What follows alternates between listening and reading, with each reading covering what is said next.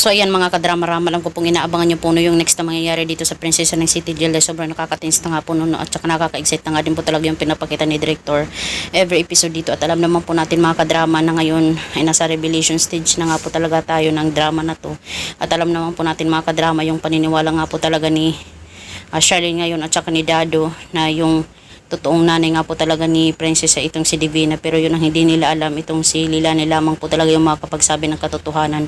At dahil nga po sa pagdating nga po talaga ni Lilani ay talagang malalaman na nga po talaga nila Charlene yung katotohanan, dahil deserve nga po talaga nila na maging masaya.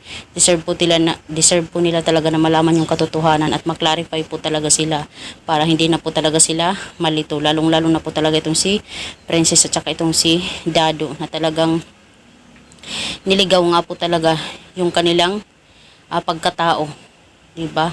Itong si Princess na buong akala nila ay anak nga po talaga ito ni Divina, pero anak pala ito ni Charlene. At dahil nga po talaga dito sa paglabas ni Lilani mga kadrama ay talagang nagtaka ang lahat, nagulat ang lahat sa kanilang totoong nalaman dito kay Lilani.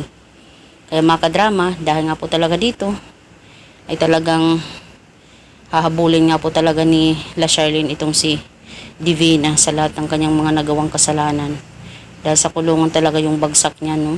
Dahil wala po talaga siyang magagawa dahil sa kanyang mga nagawang pagkakamali. Hindi niya muna inisip noon yung kanyang mga desisyon. Inisip lang niya yung magkaroon ng magandang buhay yung kanyang anak, pero hindi niya inisip yung kahinatang ng totoong anak, ng mga magulang na naghahanap din talaga ng kalinga ng pagmamahal ng isang magulang.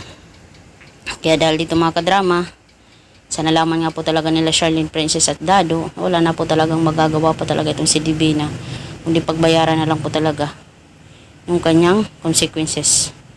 Kaya thank you din talaga tayo kay Lilani sa kanyang paglabas. Abangan po natin mga kadrama yung scenario dito. So yun lang po, dahil mangyayari po talaga ito. Thank you so much for watching. Bye. Abangan na lang po natin mga kadrama.